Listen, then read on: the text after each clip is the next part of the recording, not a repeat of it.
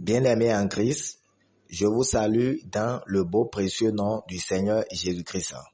Jésus-Christ est le même hier, aujourd'hui et éternellement.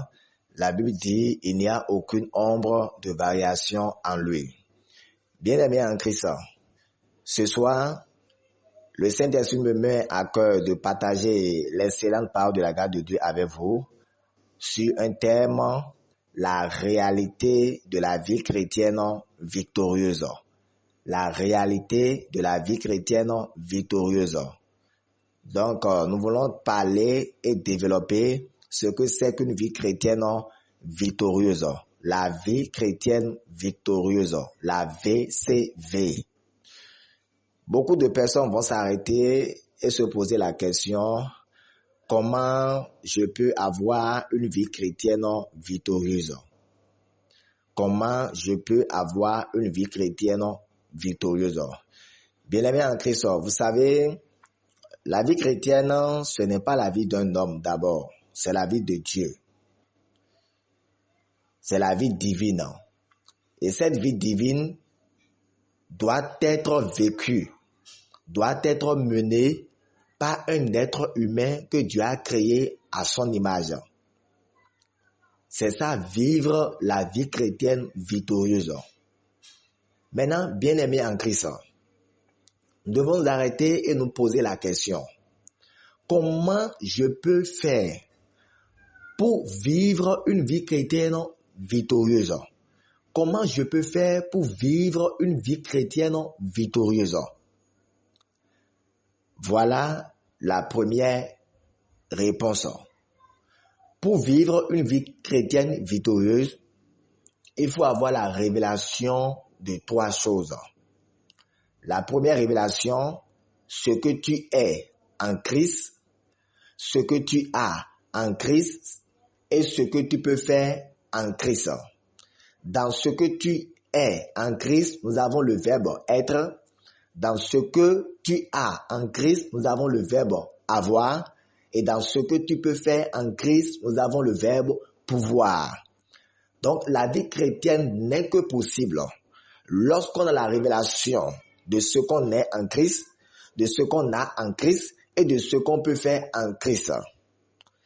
Sans que vous n'ayez la révélation de ce que vous êtes en Christ, vous ne pouvez jamais être conscient de ce que vous avez en Christ. Et si vous n'êtes pas conscient de ce que vous avez en Christ, vous ne pouvez jamais faire des choses en Christ. C'est-à-dire, vous ne pouvez jamais opérer dans la dimension du pouvoir. Vous ne pouvez jamais faire des choses impossibles. Donc, bien-aimés en Christ, beaucoup de personnes peuvent se poser la question, comment je peux être maintenant en Christ avant de vivre une vie chrétienne victorieuse? La première des choses, nous allons retourner à la parole dans le livre de Galates, chapitre 2, verset 20. Nous avons ici un homme qu'on appelle l'apôtre Paul. Paul qui n'a même pas suivi Jésus. Paul qui n'a même pas marché avec Jésus. Paul qui n'a même pas salué Jésus. Il n'a même pas vécu avec Jésus. Mais il a eu la révélation par le glorieux Saint-Esprit. Et Paul dit dans le livre de Galates 2, verset 20, il dit, écoutez, chrétiens, j'ai été crucifié avec Christ. Ah bon? Mais les gens vont dire, mais Paul, mais tu es insensé ou bien quoi? Le jour qu'on crucifiait Jésus, tu n'étais pas là. Il dit non, mais en esprit, il n'y a pas de distance. Ah bon, Paul? Il dit oui. En esprit, il n'y a pas de distance. J'ai été crucifié avec lui le même jour. Comme vous, vous n'avez pas la révélation. Même vous qui étiez présents. Même les gens qui étaient témoins, le jour où on crucifiait Jésus, ils n'avaient pas la révélation que Jésus était crucifié avec eux en même temps. Ils n'avaient pas la révélation. Mais Paul, plus tard, lui, il a eu la révélation que le jour où on crucifiait Jésus, j'ai été crucifié avec lui. Le jour où on était en train d'ensevelir Jésus, j'ai été enseveli avec lui. Le jour où Jésus ressuscitait d'entre les morts le troisième jour, j'ai été ressuscité avec lui. Ah, quelle révélation! Paul dit oui. Et c'est pourquoi, après que j'ai expérimenté ces trois choses, Paul dit c'est pourquoi, si je vis présentement, ce n'est plus moi qui vis, mais c'est Christ qui vit en moi.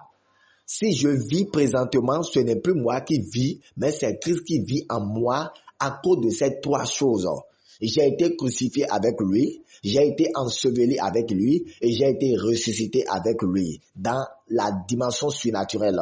Toutes ces choses se sont passées dans l'esprit. En esprit, il n'y a pas de distance. Oui, c'est la révélation avec Paul. Et Paul dit, par l'œuvre achevée de Christ, grâce à l'œuvre achevée de Christ, si je vis désormais, ce n'est plus moi qui vis, c'est Christ qui vit en moi. Ce qui veut dire, j'habite maintenant en Christ et Christ aussi habite en moi. Paul, c'est vrai, il dit oui. Si je vis, ce n'est plus moi qui vis, c'est Christ qui vit en moi. Oh Paul, oui, c'est ça la révélation. Donc bien aimé en Christ, la première des choses, il faut accepter Jésus-Christ comme ton sauveur et Seigneur personnel. Et croire à tout ce qu'il a fait pour toi, à la croix jusqu'à la glorification, c'est-à-dire la crucifixion, l'ensevelissement, la résurrection et la glorification. L'ensemble de ces quatre choses, on appelle ça l'œuvre achevée de Christ. Si tu as la foi et tu crois à l'œuvre achevée de Christ, ce sont des faits divins. On appelle ça les faits divins. Ce que Jésus a déjà fait pour nous, il y a plus de 2000 ans. On appelle ça les faits divins. Ce qu'on appelle un fait divin, c'est des choses que tu vas accepter simplement et dire Amen, je crois et prends possession, c'est tout. Et cela t'amène maintenant à dire comme Paul, ah, si c'est ainsi, alors ce n'est plus moi qui vis, c'est Christ qui vit en moi, parce que ma vie ne m'appartient plus, ma vie appartient à Christ. Et la continuité maintenant, si nous rentrons dans le livre de 2 Corinthiens, chapitre 5, verset 17, il dit, 2 Corinthiens 5, verset 17, il dit, si quelqu'un est en Christ maintenant, après la révélation, après avoir eu la révélation que tu es en Christ maintenant, 2 Corinthiens 5, 17 te confirme encore pour dire, si quelqu'un est en Christ, il est devenu une nouvelle créature. Les choses anciennes sont passées et voici, toutes choses sont devenues nouvelles. Vous voyez, toutes choses sont devenues nouvelles. Toutes choses sont devenues nouvelles. Vous voyez, si quelqu'un est en Christ, il est devenu une nouvelle créature. Les choses anciennes sont passées et voici, toutes choses sont devenues nouvelles. Donc en Christ, toutes choses sont devenues nouvelles en toi. Tu n'es plus l'ancienne personne. Mon frère, ma soeur, tu es devenu une nouvelle identité. Tu es devenu une nouvelle personne. Jésus-Christ a changé ton histoire. Oui. Tu es devenu une nouvelle personne. C'est pourquoi dans l'Ancien Testament, quand Dieu rencontre les gens, il a rencontré certaines personnes, il a changé leur nom. Abraham à Abraham. Sarai à Sarah. Jacob à Israël. Oui, il change le nom. Jacob, l'ancienne création. Israël, la nouvelle création. Si quelqu'un est en Christ, il est devenu une nouvelle créature. Les choses anciennes sont passées et toutes choses sont devenues nouvelles. Je continue encore pour approfondir la révélation. Vous allez voir que dans le livre de 2 Corinthiens 5, verset 17, il dit si quelqu'un est en Christ, il est. Ça, c'est le verbe être, son identité. Il est une nouvelle créature. Vous voyez, il est une nouvelle créature. Maintenant, après ça, Jean 1, le livre de Jean 1, le verset 12, il dit, mais à tous ceux qui l'ont reçu, qui, Jésus-Christ dans leur vie, comme le Seigneur et le Sauveur de leur vie, à tous ceux qui l'ont reçu, à ceux qui croient en son nom glorieux Jésus-Christ. Elle a donné le pouvoir, vous voyez, le pouvoir de devenir enfant de Dieu. C'est le pouvoir qui te permet d'opérer. C'est le pouvoir qui te permet de révéler ton identité d'enfant de Dieu. Si tu dis, je suis enfant de Dieu, et tu dis que tu es enfant de Dieu, tu n'as pas la révélation de ce que tu as en Christ, et tu n'as pas la révélation de ce que tu peux faire en Christ, qu'est-ce qui prouve réellement que tu es enfant de Dieu? Quand on est enfant de Dieu, on révèle. La vie chrétienne se révèle. Ce n'est pas une vie qui se cache. Ce n'est pas une vie d'hypocrisie. C'est une vie de lumière. C'est une vie qui se révèle. Oui, bien-aimé en Christ. Si je continue, je vais entrer encore dans le livre de Romains. Le livre de Romains, chapitre 12, le verset 2. Pour toi qui as donné ta vie à Jésus-Christ, et tu es entré déjà en Christ et que Christ vit en toi, ta vie ne t'appartient plus, ta vie appartient à Christ. D'accord?